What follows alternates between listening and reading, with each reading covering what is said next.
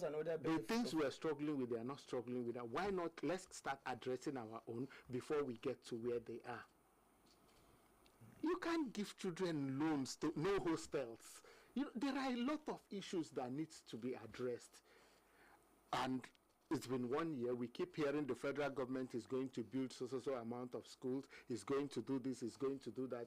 They are not being done yet. We have not seen them work. It's only the student loan. Even the student loan right now, nobody has started benefiting. It's just that the portal is open. So for me, I think it's a problem of lack of need assessments. Do these people actually need this now, or what do they need before this? Now, if the government is coming with student loan, where is the place of scholarship? And even the ASU have argued that it should have been a grant and not a loan. Because we all know that how do they pay these loans? Do you have a job waiting for them immediately after school that they would get into to be able to start paying this money? Or they still have to go into the labor market? We have graduates who are home for 5, 6, 7 years now. No jobs. So where is the place? And we all know in this country, every job you want to apply for, they need 5 years experience, 10 years experience. Exactly. And these ones are fresh with 2 years experience. And they have loans to start paying. So we gotta get to a point where we start forgiving those loans. Or are you arresting them that you gave them job and they are not paying the loans? So for me, it's not really. I say it. There are things that are politically correct. You understand, for them as politicians, but in the real sense of it, it does not translate to what the people need at that point in time. If you pay tuition fees for them, they still have to pay hostel fees. They still have to pay for accommodation. You said you give them stipends for upkeep. What is that stipend? How long is that stipend going to keep them for? Dr. Dantala, you and I, we've talked on this program about some of the things that are happening, how you just help children fund WAEC, JAMB, by paying for them. If you pay for them and they make these grades, what do they do with it after that? Why do you jump all the process and get to the point where you pay WAEC fee and JAMB fees for them? Why not help them fix those environments that they study in so that they could come out and be better children and the schools are more accessible for them? But you wait till they are in their SS3 and you come and pay WAEC fee for all the children. Including those who potentially can do well and those who are not likely to do well. That is what I am saying, and even the system is even being used for fraud. Like you said, we are not yet in Benue, but there is an issue in Benue where a principal had to remove 115 students from the government school and bring in external candidates to fill those roles because he has collected money from them. These are the pitfalls in some of these policies. Why are you paying WAEC fee for children who had no classrooms for 6 years? Is it WAEC fee that they actually need? They sat on the floor all those years and you did not care. So for me, there are things that need to be done first before we get to the point of, okay, even identify who are these children that are not able to pay WAEC fees. You pay WAEC fees for them, they finish writing the WAEC, the result comes out, they write JAMB, the result comes out. What next? Who is responsible? Where are they supposed to go from there? Yes. Okay, thank you so much. This is in respect of government intervention as far as the area of education is concerned. Now, when we narrow it down to Niger State, for example, even though you have touched on that aspect of paying WAEC and NECO on behalf of the student, in Niger State, we also have expected to see a lot being done in the area of education because this government have inherited a decade system. And of course, you and I knew that a decade system that has been there for decades cannot be corrected within the twinkle of an eye. But again, something needs to have been done to ensure that modalities are being put in place to correct all the ills and the abnormalities that have come to characterize the educational industry in Niger State. What can we say in the last 1 year the government have been able to do in terms of turning the fortunes of basic education in Niger State? You know, Dr. Dantala, the issue of Niger State is very, very unfortunate. Because I go out now and I see some people, they be like, oh, you're the one who has been lambasting Ministry of Education. You're the one who is you battering Ministry of Education. And I ask them, have I said anything that is not true? If I have, you know, point it out. Let me give you my statistics, why I said that thing and why that thing is like that till date. You know, we agree this government is young, it's 1 year.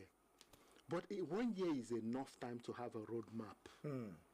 1 year is enough time for you to tell the people that this is the direction you're going in terms of education.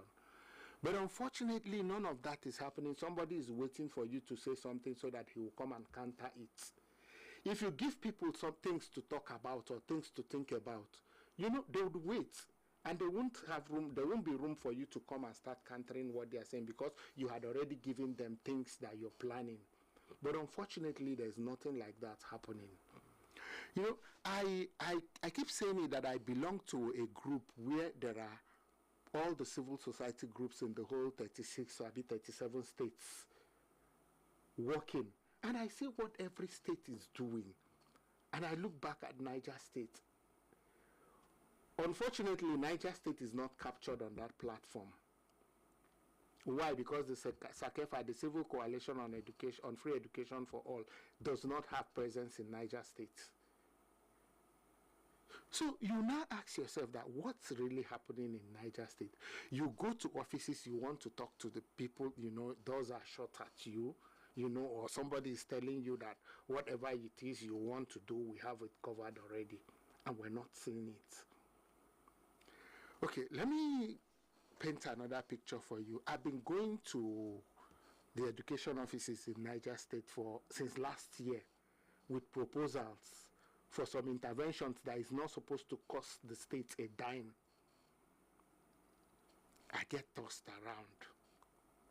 I went to Benue State.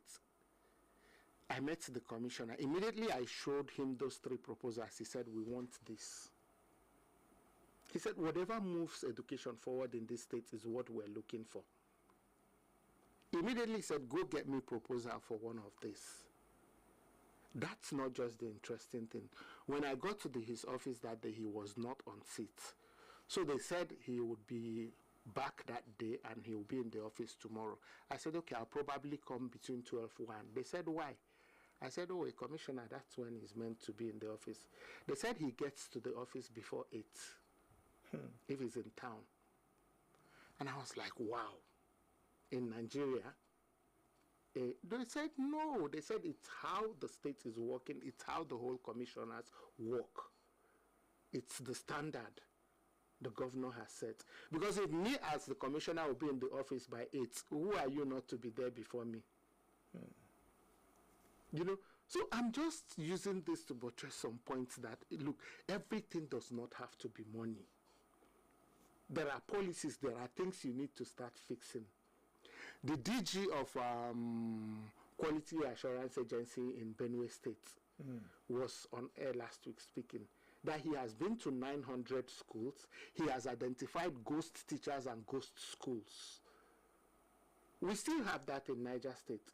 We have ghost school. We have structures that no student is attending. Nobody is in those classes. But I can tell you they're on payrolls. You understand? So do we need money to fix some of those problems? Do we need money to fix the fact that teachers are being paid salary and they are at home, they are not even qualified to be teachers, just because they know somebody who knows somebody, and they get this employment? Education and health are not where you should do empowerment. These are very serious sectors. So in 1 year, I had expected that by now we should be hearing things being turned around. We should be hearing people being fired, people being switched, you know, a lot of things. You know, that is how a new government comes to say, okay, this structure was decayed. We're trying to fix it. People should see working, not just talking. But if you say about people being moved from one place to another, the Minister of Education had just done that recently by moving even some principals and some other top-notch government functionaries in the education industry from one place to another. That's not the kind of moving around I'm talking about. I told you here on air that I went to a school around Shiroro local government that had 29 teachers and only one woman was in school. And you know, I went to the local government commission to complain about that. I said, is it that these teachers are not domiciled here? Do they not live in this community? The ES said, unfortunately, that these whole teachers live in this community. I said, so what's the problem? He said, you can't talk to them because if you talk to them, you get a call from somebody. So you see, those are the kind of things that I'm talking about. Dr. Nantala, in that community, there was a school nearby that has 3 teachers. They pulled out one and transferred him to an IDP camp. I said, why would you pull out one from people who have 3? Why 29 are sitting there doing nothing? They said, we'll replace him. Till today that you and I are talking, they did not replace that teacher. You know, so that's the thing we're dealing with in Niger State. Niger State's issue is just so peculiar, you know. And I keep saying it, in all fairness to the governor, he's trying, he's doing, but he can't be everywhere and at the same time.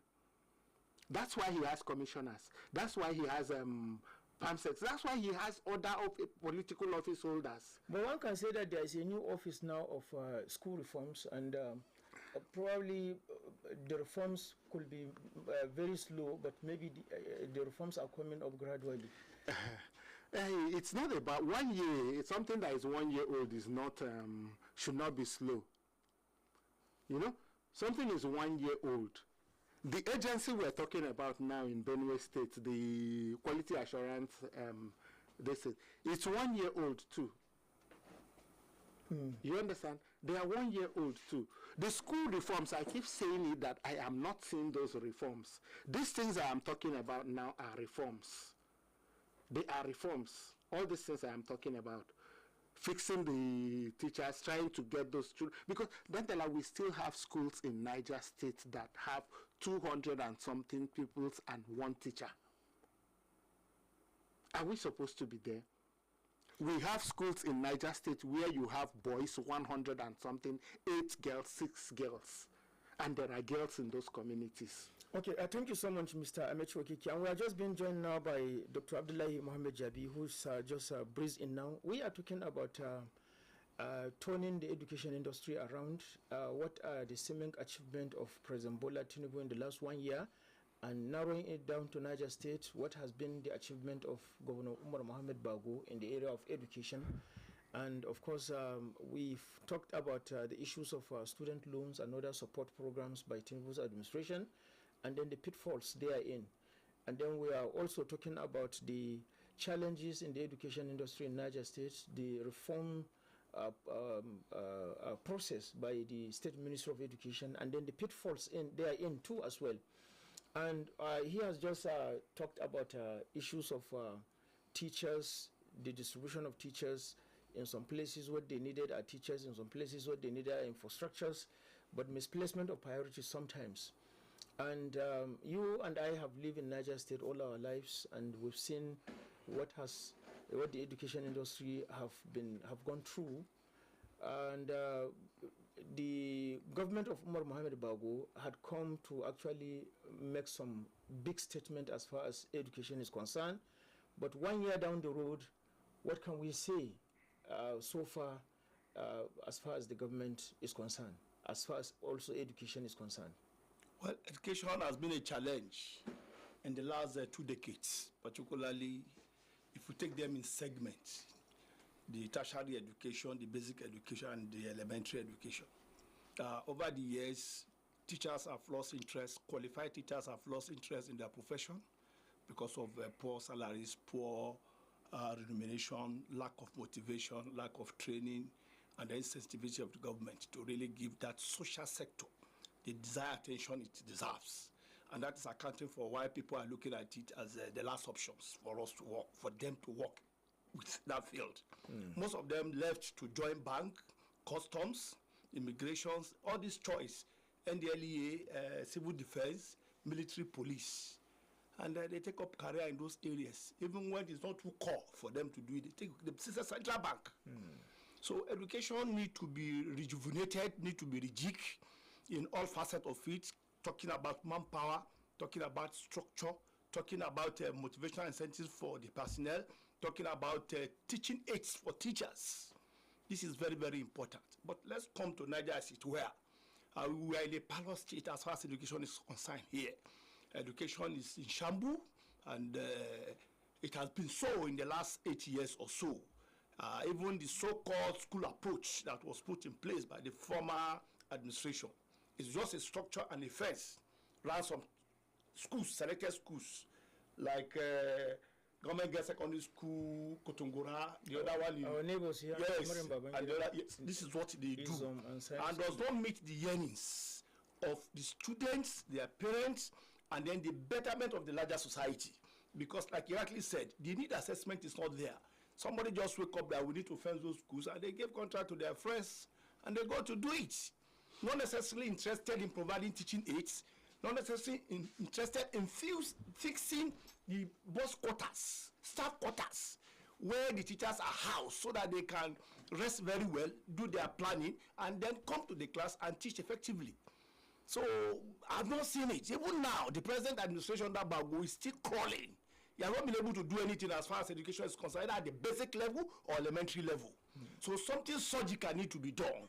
The need assessment need to be looked into, survey need to be conducted, and then because of the current endemic insecurity that has ravaged most communities where most of those schools are located, there is a need now to transfer some of the students from one environment to the other for safety purposes. And that is the essence of the stakeholders meeting we had last week by the police in protecting schools and children in schools to ensure that they have good environment to learn. So government need to do more. But for now, my assessment is that nothing has been done. Now, in all of this... Sorry to cut you. I want to add something to what he said. What the police did, it's a safe school initiative that has been in existence for years now. We have done 2 rounds of assessment for schools in Niger State that should benefit from the pilot test of that safe schools. You know, when we finished those assessments, there was supposed to be an advocacy intervention that the state was supposed to conduct. Niger State was supposed to call all stakeholders together, media, you know, students' body, civil society groups, market women, the traditional rulers, you know, bring them in one house and let them know that there is a safe school initiative going on. Yes, funds are going to come. This is what we intend to do. This and this are what is going on. And you know, those people are supposed to monitor those projects. So that's why the Ministry of Finance needed that advocacy to be done, so that those people are aware that these projects are coming. As you and I speak to today, Niger State has not been able to achieve that. On a personal level, I have moved this thing. I have even gone to the office of the SSG. Because the governor does not need to conduct that advocacy intervention. No, it's the job of civil society. Not even the civil society per se. The SSG can initiate it. There is a chief of staff can initiate it. Bring everybody in one house and discuss this thing. And you know, the process is already on.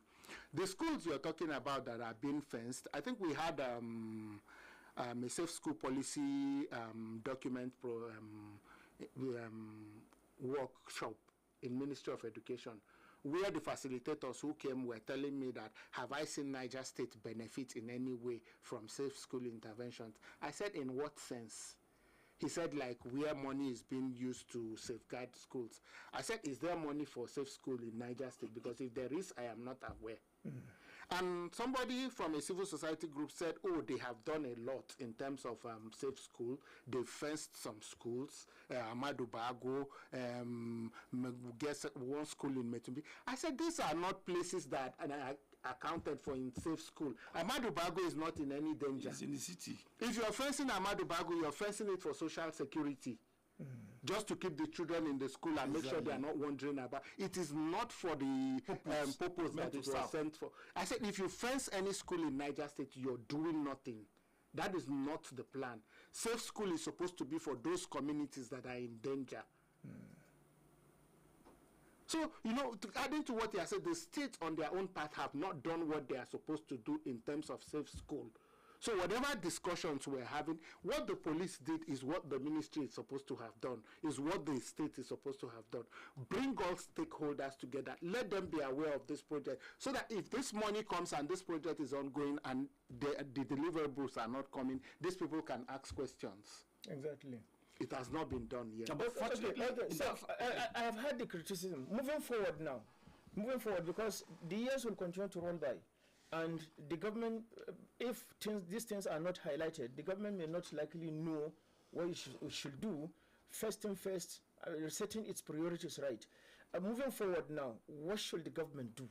the government should make use of NGOs, civil societies that have specialization in their thematic areas. Now, like you mentioned about civil society organizations. Yes. Don't you think civil society organizations are equally culpable in all of this? Because these things are happening and no civil society organization appears to be crying out that things are not going where they should.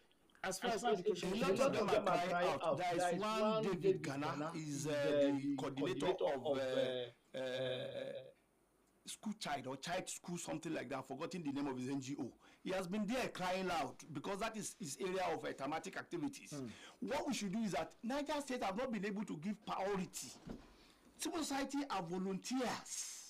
They are not eligible to any payment or and anything. they can be held accountable. Yes, that's the interest. So, but they are not using them because if they use them, some of them will come on board to give the proper narrative. It is an alternative source of information to the leaders to know, because those in the service want to tell the government what you need to hear, that we pay them off. But civil society will go there, assess and put report and even do press conferences to expose them. Like what he's doing now, that some of them are thinking they're exposing them. He's not exposing them. That is the only way we can help the state to grow and help the system to work. Without the voice of the civil society who are not state actors, if we leave this thing in the corridor of government officials, we will not achieve results. And Mr. Governor cannot be everywhere. If it's in Doko today, he cannot be in Suleja the same today. He cannot be in Bako, he cannot be in Lavu, he cannot be in Kutik, he cannot be in Nimbusa. Some other eyes must be there to do this job. So I'm advocating that the Minister of Education should take advantage of NGOs and civil society and bring them on board to complement whatever policy measure they have and policy implementation, so that it can be, annexed to the best of this benefit of the children and the larger society. Okay, thank you so much, Dr. Abdullahi Mohammed Jabi and Mr. Okeke Amechi. You can join us on this discussion through the number 09038-808883. And of course, you can view us live on our Facebook page on Prestigefm91.7mx. You can equally view us live on our YouTube page on Prestigefm917. And of course, the program is Nigeria Today, and we are looking at 1 year anniversary, the countdown to 1 year anniversary. What are the achievements of the government in the area of education? And this morning, I have with me two erudite analysts. Mr. Amechi Okeke has been a research fellow in basic education, and of course, Dr. Abdullahi Mohammed Jabi has been a public commentator on issues and matters of common concern. We have the first caller. Hello, good morning. Good morning. This morning, Hello. Good morning. Good morning, my brother Javi and Mr. Keke. Morning. Good morning, all of you in the studio. I see the next prince of Elijah Brady photo. Calling for good people from Mr. Post. Mr. Keke, my answer to you is that, Mr. Keke, my brother, however, like it tells them, Minister of Education that want to become Commissioner of Education, or want to become head, or what we have been saying in Niger State, that we want to tell the Niger State government that the education okay before. Okay, that's your crime. If somebody is there and making noise, I think hopefully is noise. They are noise makers. Anything you will see that in any good thing, in any bad, you will see that they are bad eggs. The issue is that even the sitting governor today, somebody like you, especially for Dantala, who knows something like education. If we are talking about, we are not trying for any college job. What you are saying is how our children in 21st century, you will get the right thing. Not the 18th century or 19th century we are talking about. I do not have any apologies to make for anyone in that aspect. My take today is that the education was in 1 year the government today. Now, we are talking of a student loan. Student loan is a scam to the students in Nigeria. Why I'm saying that? You are giving the student loan and the education is not involved, the school is not there to take a look at it. Even the teachers, the lecturers, they are all crying. Then we are giving student loan, who is going to teach them? That's the student is a scam because you will give them 1 million today, tomorrow they will pay back 10 million. So it's a scam. That's why I want our president, he should please so that's bad. I use that money to increase our school in Nigeria. So that some country outside country will come to then more in Nigeria, not to carry people in Nigeria. We are not going for dancing to live dancing. Okay. Thank you so much, Abladi Photos. Two takeaways from his submission. One, Nigerian students do not need student loan right now. The money that should have been used for student loan should have been used to increase the funding for universities. Because this is what he's actually saying. That universities are underfunded, and the government is talking about student loan. And the government of Niger State is planning to send about 100 students to India for further studies. And of course, what are they going to India for when we can use that money to increase the funding for the existing universities and probably bring in those courses that they are going to India to go and read. These are the takeaways from the submission. You see, Dr. Dantala, me and you have had to talk about this, taking students to study abroad on this program. We've talked about it before. The thing is, you have no control over exchange rates. You have no control over the education system in India. There are things you can't control from here. But if you bring those programs that you want them to go and study there back here, you can control it. Now, we've talked about it that we had, while we were growing up, we had like both foreigners who were teachers here. Expatriates who come here. We have how many universities in Niger State? Bring those programs to these universities, put those children there. Should they be there in the first place? Now let's even talk of, I keep saying if we do a program or a policy, in 1 year, in 2 years, let's come back and do impact analysis of those things we have done. Subsequent governments have sent children abroad to study. Which ministries are those children working on? Now they are men, they are women, they are adults, they are employed. Where are they working in Niger State? What impact have they made to encourage another government to send another set of students there? I think my take on this issue is the fact that the current attempt by Mr. Farmer Governor to send other students to India to go and learn agricultural techniques and production processes is misplaced priority. We have a lot of schools in agriculture with specialists over years, professors, well-erudite professors that are well-grounded in the field of their studies here in Nigeria. Federal University of Technology is there. College of Agriculture Mokwa is there. And even College of Education here too, they have a very elaborate agric department. Exactly. And they are doing well. It's just capital flight, by whatever names you want to call it. There is no point for it at this material time. If you bring 6, 7, 8 of these lecturers together and ask them to go to College of Agriculture Mokwa, house them there to run this course under 3 months, then we do better and come back and contribute their quota to state building. So I don't see it as anything. It's just to move these people, and by extension, it's a capital flight, which is not what we need at this material time. Okay, thank you so much. I think Alhaji Abdulhadi have raised these two fundamental issues. Okay, thank you. We have another caller. Hello, good morning. Dr. Dantala, good morning. My name is Ambassador Gebu the Challenger. I'm calling you from Tudunfula, Mississippi. Mr. Okeke, good morning. Good morning, Doctor. I greet all of you in the studio this morning. You see, this issue of education in Niger, up till now, is a very sympathetic issue, and it's also worrisome. In short, it's a very controversial issue. If you take a look at it, you see, Mr. Okeke, you have gone round. You've seen what other people have seen. Some of these schools is not fenced. Some of these schools don't have chairs.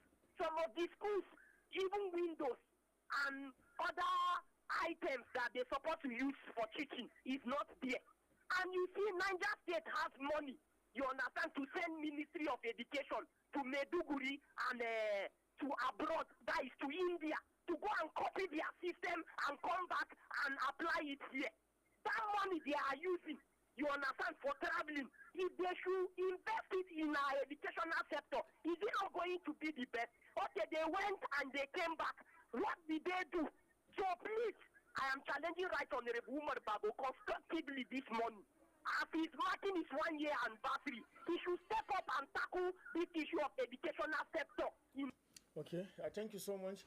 One of the major takeaways from his submission is the issue of peer review. Yeah. Officials of the Ministry of Education went to Maiduguri to see how they were able to turn around things in the education industry.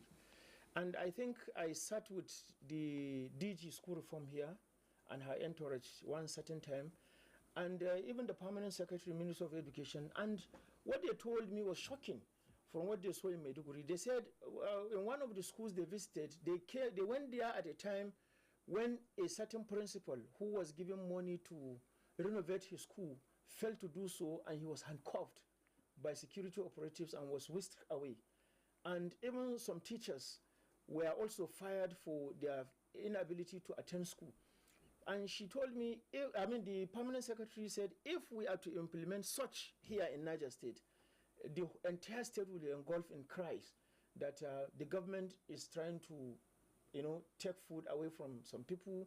The government is trying to muzzle the people in the, things that are nepotic in their nature will start flying all over the place. Don't you think, looking at our own peculiarity, Dr. Abdullahi Jabi, can punitive measures be taken, just as exemplified in Maiduguri, now that Gebu is emphasizing on the issue of peer review? No, it is very important. It can be taken. More so that is on record that most of the government officials have fear of Mr. Governor here. And if that fear is anything to go by, then the governor must be able to take it as an advantage, as an instrument, as a tool to now begin to whip some of these indolent teachers and non-performing individuals, including school managers. Exactly, in the various establishments. That is where to go, because if there's no decisive discipline, and see Mr. Governor demonstrating needs, going to school unexpectedly, look for their nominal roles, look at their sitting arrangement, look at the blackboard, the chairs, all this is, we can change. It is only in this state that we are still using blackboard, where they use charcoal and chalk. In other part of the state, they are using magnetic chalkboard, where they use marker. You write, you clean, the teacher is neat, everything is okay.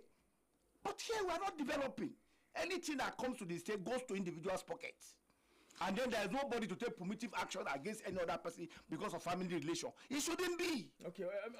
Dr. Dantala, you see, he who must come for equity must come with clean hands. You understand? The issue of Niger State, it's not about even what... I listened to that program you had with them here in the studio. You know, I feel very, very offended when they were saying the commissioner kept begging, Aita, you are Allah, you are Allah. How can you be begging a paid civil servant? Yeah, you are Allah. You understand? Now, we have a school reform, so we have school feeding program, and they admitted on air here that that school feeding program failed. 109 million went into it.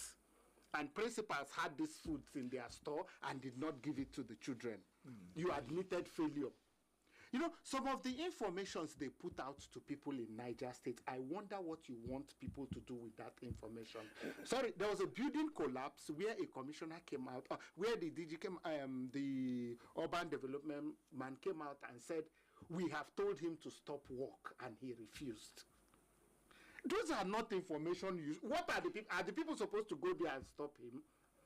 Now, these education things we're talking about, you are begging these people, so you are Allah. If they refuse to, you are Allah, what are you supposed to do? Put yourself in the position of the commissioner and the DG Urban Board. What will you have done if you are the commissioner? If the governor has given me that power. If I have to support the governor, I will fight. You give food to principals and they refuse to feed the student. If you are the commissioner, what will you have done? They will be fired. It's corruption. They should even be arrested. And They should even be arrested. I told you what's happening in Benue State. The man is just 1 year in office. He has gone to 900 schools. He has discovered ghost teachers. He has discovered ghost schools. And actions have been taken. You understand? This is the only state where teaching is given out as empowerment, which is not supposed. It's a social service. Dr. Dantala, I told you last time here that I had a friend who gave birth in Niger State. The incubators in general hospitals were occupied. The working ones were occupied. Those twins died because there was no incubator. These were children that were sent to the world. Don't even go there. Just no. Let me even talk of that. You understand? Okay. Let me even talk of that. You understand? This is a state. This is a place we give out money for political will. This is a place we share money to people on the streets, and we can't afford incubator for hospitals. We can't donate them as politicians to hospitals. You know, it was so bad they told them to take these children to Bida. Look at the distance. Look at the distance, look at the road. Will they get there? But the good news, the sad thing about it is these children died. This is a city center. This is a state capital. Dr. Dantala, can you and I imagine what's going on in the rural areas where the primary health care is neither non-functional or not even up to standard? So you will now ask, what are we prioritizing? You know, let me not take us away from education. In all honesty, you asked about assessment in the 1 year that we have been in. If there is anything they are planning, we don't know, because they are not giving us anything to work with. No information. It's a closed door. If you're called for a meeting, you sit down, somebody tells you about her profile and tells you what she plans to do and dismisses you. That's not how it's supposed to be. Fuel is an issue. M&E has become very impossible, if not even totally out of it. But there are CSOs, there are civil society groups that are working in those communities that you can use to do this monitoring. Free of charge. There is the SBMC, who are supposed to be the school governing body in those schools that are doing nothing. That you go to a village now, you ask of the SBMC chairman, they will tell you he has been incapacitated for 1 year. He's not being changed. Is SBMC supposed to also be a political appointment? These are people who are supposed to represent the communities. Do those communities even know that SBMC exists? So, Dr. Dantala, the problem in Niger State is multidimensional. Multifaceted. We can't even begin to talk about them. Okay, let's pick this call. Okay, we've missed this one. It's multidimensional, and of course, I'm sure the governor has taken note of all of this. You know, he's unfolding his plans gradually. Nobody had thought that he will come up with something like this, especially in the area of infrastructure and even agriculture. Who knows? Probably in the second year, he's likely to face education squarely. The pensioners are also there, and some other things. Like I said, everywhere around us, there are a lot of things left undone by the President administration. So I think we can give it all to Umar Mohamed Bagu for his robust approach so far, and we hope that he will be able to turn things around within the period of his mandate. Let's pick this call. Hello, good morning. Dr. Dantala, good morning. Morning, sir. Mr. Okeke, good morning. Good morning, sir. My only mentor, Dr. Javi. Morning, sir. The three of you. Go ahead, Mr. Juma. We don't have much time, please. Go ahead. Thank you. Dr. Dantala, I think before Bago should become governor, the way he was thinking they can handle it, when they become governor, I think the music has changed. It is normal. To be a leader, it is not easy. Definitely, just like the way Dr. Okeke was presenting it, Bago cannot be everywhere. He needs support. So all hands must be on deck, because there are forces, both external one and internal one. So we need to support him and we need to pray for him. But one of the main challenges we are having, if Bago is ready, Dr. Okeke, are you ready? If Dr. Okeke is ready, is Dr. Jabi ready? And if all of you are ready, others are they ready, we can't get it perfect until when we are able to make a sacrifice to see that the right thing is done. That is when we can get the right thing. How readily, let's assess the government so far on education. They've been doing their best. Let's be realistic. Unfortunately, there are certain things that we need to get from education we are not getting in. Is it because he has not given it a full concentration or priority? Anyway, I want to appreciate him because already he is taking some moves. Because there are some ghost schools with ghost teachers, which I believe is taking a step towards that to see that those things are taken away. I want to advise him, concentration should be given to teachers. Let's appreciate him. There have not been any strike since the assumption of office. We need to appreciate him. Let him give them concentration. Let him support them. Then lastly. Hello? Okay. Okay, thank you so much. Dr. Dantala, honestly, to whom much is given, much is expected. The teachers in the public school earn more than the teachers in the private school. That's correct. Even though we're calling the government to help them. And this program wasn't about indicting the governor. We have not called him out in any way. The governor has done what he was supposed to do. He put a commissioner for education there. He put a DG for school reforms there. He has done everything he's supposed to do. He's supposed to be getting feedback from them. And they have not come out to say they gave the governor any recommendation that he did not implement. So we are not in any way calling the governor out. He has done all the right things. They are supposed to be getting back to him. So for the teachers, to whom much is given, much is expected. What you're earning, are you being accountable for it? Are you in school every day? You understand? So we can't keep talking about they should increase teacher salary, they should increase teacher salary while you are sitting at home. While somebody is employed in Niger State, he's living in Plateau State. It can be addressed. Okay. If you are giving them their salary and there is monitoring and evaluation by external body, they will be able to help the government to report. So those are the things we should be talking about, not increasing salaries. Look at government Arabic Girls Secondary School, DICO. It has been shut down for an attempt that Boko Haram will start that school in the last 10 years. That school now has depreciated completely along your road to Abuja. For more than 10 years. The 8 years of Sani Bello, the school was locked down. This is another year going now. The school is sitting in a very shambles state, and they allow that infrastructure to decay like that. Yeah, it was part of the schools that were captured in the Safe School Intervention. We visited the schools, you know. I even made a light joke there. I said, since this school is closed down, let's take these furnitures and give to those who are... who need it in the rural areas. Okay, thank you so much. We hope that the government will do something about schools like that. Women Arabic Teachers College, DICO, you know, it's a school that has history. Exactly. And people were coming both from Lagos and everywhere. All over, even in West Africa. Exactly. They were coming in there. Thank you so much, Dr. Abdullahi Mohammed Jabi, for your contribution. Mr. Amechi Okeke, your contribution all the time, especially in areas of basic education, is highly appreciated. Thank you so much for being there. Of course, we've discussed the education, the achievement of the government in the area of education in the last 1 year. What are the challenges? Where are we coming from? Where are we currently? And where are we heading to as far as education is concerned? Tomorrow, of course, May 29th will be 1 year of President Bola Ahmed Tinubu as well as Omar Mohamed Bago of Niger State.